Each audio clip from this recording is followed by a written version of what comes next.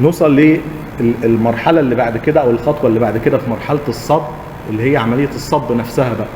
انا نقلت الخرسانه وعاوز اصبها او احطها في القوالب او الفرن لحد لما تتشك او تتسلط وتكتسب المقاومه بتاعتها. بجهز الاول عمليه الصب دي، ان انا اراجع المناسيب، اراجع الابعاد بتاعه العناصر، اراجع حديد التسليح، كله يبقى مطابق للوحات بتاعتي. اتاكد من نظافه حديد التسليح، ما يبقاش مصدي عليه طبقه اتربه، عليه اي حاجه. لازم اتاكد ان هو نظيف عشان يمسك في الخرسانه كويس. اعمل مسارات، لو هنقل على عربيات او براويطه اعمل مسارات خشبيه بحيث ان هي تمشي عليها. ما تعمليش اي انحناء او تاني لحديد التسليح اثناء عمليه الصب. المسارات دي ما احطهاش على خرسانه مصبوبه، يعني ما اقولش لا انا هصب الخرسانه وبعدين احط الخشب ده على الخرسانه وامشي بيه على العربيه.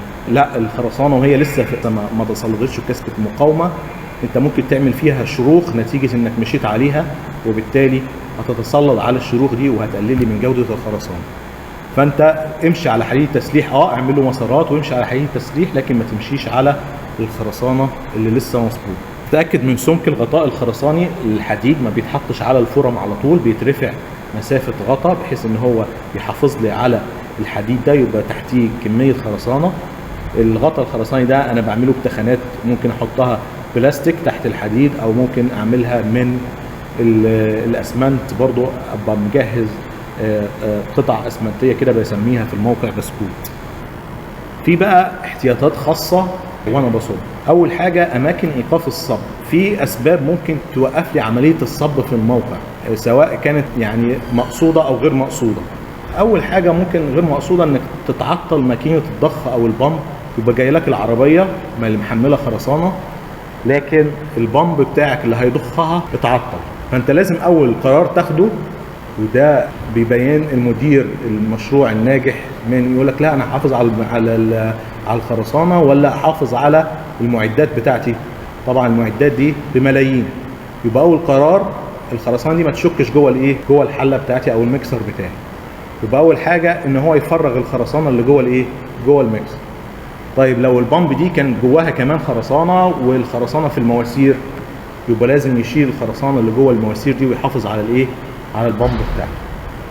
تاني حاجه يشوف المكان اللي وقفت فيه عمليه الصب. في العنصر الانشائي انشائيا المكان اللي وقف فيه ده مناسب ولا مش مناسب؟ يبقى لو ما كانش مناسب يشيل كميه الخرسانه اللي مش مناسبه دي ويرميها احسن ما يكسرها بعد ما تتسلط. يبقى دي كلها قرارات انت ممكن تاخدها في الموقع او قرارات مفاجئه. تاني حاجه مساحات واسعه كبيره جدا. انت عمرك ما هتقدر تخلص المشروع ده او عمليه الصب في يوم على بعضه. العماله ممكن تعملها شفتات، فتحتاج انك ممكن توقف او تعملها على اكتر من يوم، فترات راحه مثلا تعملها. فمعدل انتاج الخرسانه عندك في الموقع مش مناسب للمساحه او كميه الخرسانه الكبيره اللي انت هتصبها. فالافضل انك تعمل فواصل صب، كونستراكشن جوينت. فواصل الصب دي بالاتفاق ما بين المقاول وما بين الاستشاري. انتاجيه المقاول قد ايه للخرسانه او المورد قد ايه للخرسانه، والاستشاري عشان هو عارف انشائيا هيوقف فين. المقاول يقدم المقترح بتاعه والاستشاري يوافق عليه. وما انت عندك اماكن معينه انت محددها على اللوح، انا هخلص دي لحد هنا النهارده، من حد هنا بكره الاستشاري بقى ممكن يقول لك لا انت هتوقف هنا، خلاص ضيف لي حديد تسليح بحيث ان لو في اي قوه اضافيه او حاجه يصممها تبقى مناسبه انشائيه. تعال نشوف الفواصل دي انا بوقفها فين. لو عندك الاعمده بتاعتك، انت عندك طبعا كل دور بتعمله بتصب الاعمده لوحدها، وبعدين لما تتسلط تبدا تصب السقف، وبعدين الدور اللي بعده تصب الاعمده، وبعدين تصب السقف. فعندك اماكن الكونستراكشن جوينت فين؟ تبقى قبل السقف عند العمود وبعد السقف. ممكن لو العمود طويل جدا اكبر من 4 متر ممكن تصب العمود ده على مرتين برضو عند نص العمود. البلاطات او الكمرات بقى، لو جيت توقف الصب اضطراري، يعني زي ما قلنا اي حاجه غير مقصوده، تيجي توقفها فين؟ عند خمس البحر، عند المنطقه اللي ما فيهاش عزوم، الزيرو موينت. انتوا عارفين عندي اي كاميرا او بلاطه يبقى عندي فيه شويه عزوم صغيره فوق العمود كده، وبعد كده تبدا العزوم الكبيره تبقى في نص البحر. يبقى انا هبعد عن المنطقه اللي فيها العزوم الكبيره دي. فين العزوم الصغيره خالص اللي هي بتبقى في الايه اللي هناك اللي عند السبورت او الركيزه، بيبقى العزوم صفر. فباجي عند خمس البحر وبوقف عمليه الصب. عمليه الصب دي بعملها هونش او ميله، مش بعملها رأس. عند خمس البحر بسيب الخرسانه تنزلق ايه بشكلها الطبيعي كده بالبروزات بتاعه الايه الزلط زي ما هي، ما بسويهاش، بحيث ان انا لما اجي اعمل الخرسانه الجديده عليها التماسك ما بينهم يبقى كويس. الافضل طبعا قلنا ان انا احدد اماكن الكونستراكشن جوينت دي قبل الايه قبل عمليه الصب. فبعمل حاجه اسمها شير كي. الشير كي ده لو هتعمله عند تلت البحر، لان تلت البحر دي تقريبا مينيمم شير. الشير عكس المومنت بيبقى كبير جدا فوق السبورت، وبعدين يبقى صفر تقريبا في النص. فباجي عند بعد تلت البحر ده من التلت للتلتين، في التلت اللي في النص ده بعمل الشير كي دي. عباره عن ايه الشير كي دي؟ عندي ادي البلاطه تخانتها تي مثلا، او الكاميرا تخانتها تي، بعمل الشير كي ده بزاويه 45 كده، بدخل جوه البلاطه نص تخانه البلاطه دي من جوه بزاويه 45، مسافه 5-8 سم كده، دي بسميها الشير كي. بعمل لها فورمه خشبيه، ماشي، انا عارف مكان الصب ده، فاصل الصب ده هوقفه هنا، بعمل الشير كي ده بالابعاد دي في المكان ده. بعد ما الخرسانه تتسلط بشيل الايه الفورم دي. انا عاملها فين؟ في مكان المينيمم شير، القطاع اللي هو على مسافه الا على ايه على 3 ده. عندي مينيمم شير وعندي المومنت. المينيمم شير الاخضر ده والمومنت اللي كاتبه بالاحمر ده. طيب لو جينا نشوف المينيمم شير ده هيتشال ازاي. عند الشير كي ده انا عندي فيه قطاع هنا وقطاع هنا. القطاع الاولاني ده عندي خرسانه فين؟ اللي هي داخله جوه كده، اللي هي التي على 2.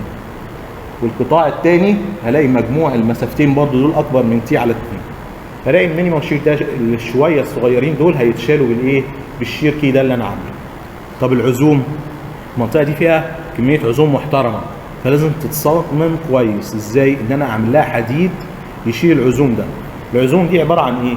اي عزم بيعمل شد في ناحيه وبيعمل ضغط في الناحيه الثانيه. الشد ده بيتشال بالحديد. الحديد بيشيل شد كويس جدا. فبحط حديد تحت ينقل لي الشد بتاع الايه بتاع العزم الكبير اللي تحت ده.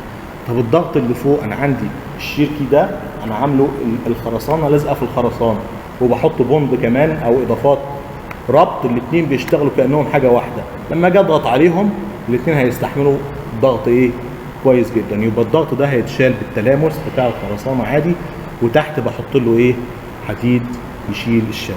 دي الشير كي. او لو ما تيجي تصمم موضوع الايه الفواصل بتاعه الصب دي.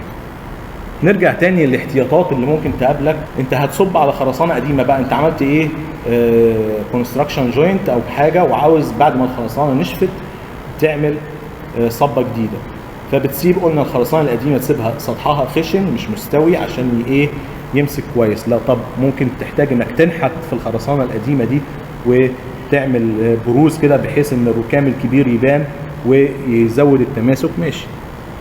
بتنظف حديد التسليح ده من اي اسمنت او حاجه يقلل من تماسكه مع الخرسانه الجديده، وتنظف بالميه اي اتربه